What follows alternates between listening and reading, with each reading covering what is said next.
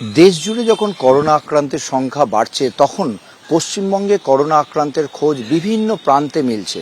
ইতিমধ্যে মগরাহাটে 2 জন করোনা আক্রান্তের খোঁজ মিলেছে। এবার কলকাতাতে কাকুরগাছির কাছে একটি বেসরকারি হাসপাতাল, আমরা যেখানে দাঁড়িয়ে রয়েছি ঠিক তার পেছনেই একজন করোনা আক্রান্ত রোগিনীর খোঁজ মিলেছে। এই প্রসূতি এখানে ভর্তি আছেন, তার শারীরিক অবস্থা স্থিতিশীল।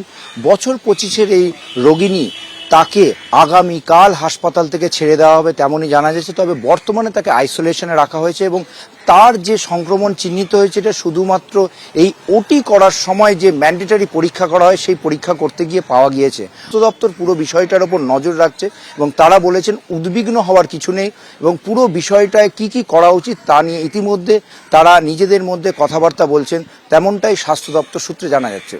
ক্যামেরায় সন্দীপ পালের সঙ্গে ঝিলম করঞ্জাই, এবিপি আনন্দ, কলকাতা। ফের করোনার চোখ রাঙানি। কলকাতায় আরও এক কোভিড আক্রান্তের হদিশ। কাকুরগাছিতে করোনা আক্রান্ত মহিলা। চলতি মাসে আলিপুরের হাসপাতালে ভর্তি হন কোভিড আক্রান্ত আরেক মহিলা। 1 সপ্তাহ আইসোলেশনে রেখে সেই করোনা আক্রান্তকে ছেড়ে দেওয়া হয়। মগরাহাটেও 2 কোভিড আক্রান্তের হদিশ মিলেছে। তরুণী ও এক কিশোরের শরীরে করোনা সংক্রমণ ধরা পড়েছে। শ্বাসকষ্টের সমস্যা নিয়ে ডায়মন্ড হারবার হাসপাতালে এসেছিলেন 2 জন। 2 জনের নমুনা পরীক্ষায় কোভিড ধরা পড়ে। দেশ জুড়ে বাড়ছে কোভিড সংক্রমণ, তবে উদ্বেগের কিছু নেই বলছেন চিকিৎসকরা।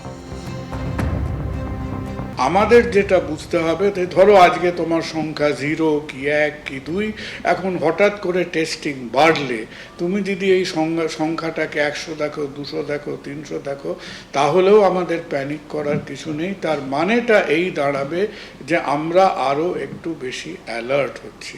সো প্রবাবলি আমরা ঘরপোড়া গরু, আমরা খুব ঢিলেঢালা না দিয়ে আমাদের আরেকটু অ্যালার্টনেসটা পাবলিক হেলথ লেভেলে, ইনফর্মড মেডিকেল লেভেলে, প্ল্যান্ডভাবে একটু অ্যাওয়ারনেসটা দেখালে আমার মনে হয় কোনো ক্ষতি নেই। আর আমরা একটা বিরাট, ধরো সেটা একটা সাংঘাতিক ভয় পেয়ে জুজু হয়ে বসে থাকবো।